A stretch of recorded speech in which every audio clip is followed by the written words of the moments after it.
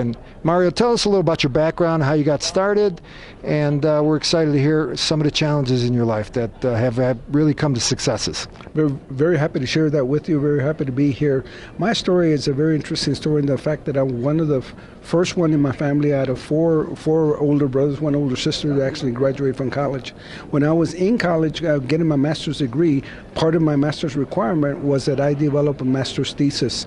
That thesis, I was floundering as to what do I do, and I was working for the city manager's office, and a gentleman came in, a Hispanic gentleman who had put a bid in procurement, but claimed that the process was rigged and that minorities did not get anything. They asked me to prepare a response for the city manager.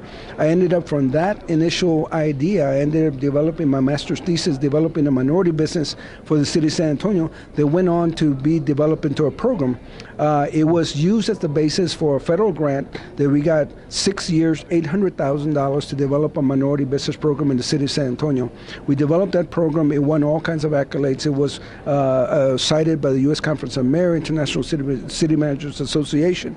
It caused me to go around the country advising other cities as to how could they develop an ordinance and a program that really gave opportunity and consideration for minority women-owned firms.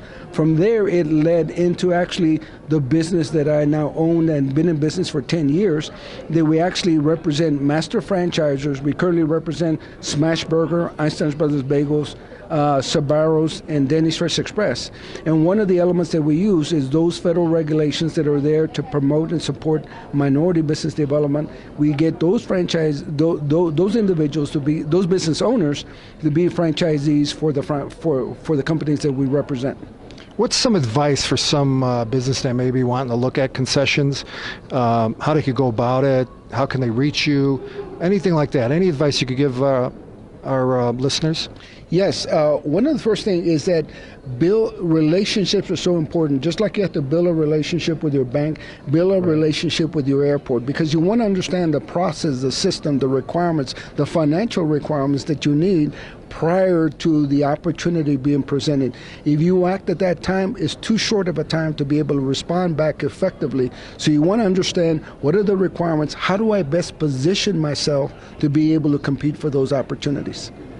Last question, what about challenges? What are the biggest challenges that so they don't get discouraged right away?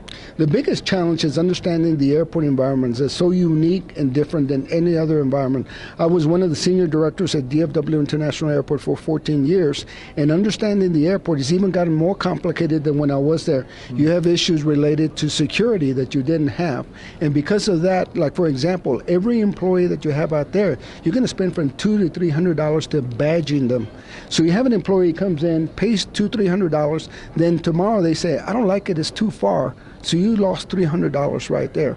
Then you also have parking restraints because you can't get all your employees to park there. So there's a lot of unique issues. Security, storage area. You got airports like Orlando that you have $200 to $300 a square foot for storage. So you have to understand all those dynamics, all those issues to be able to respond and respond back effectively, because the bottom line is you want to be able to make money.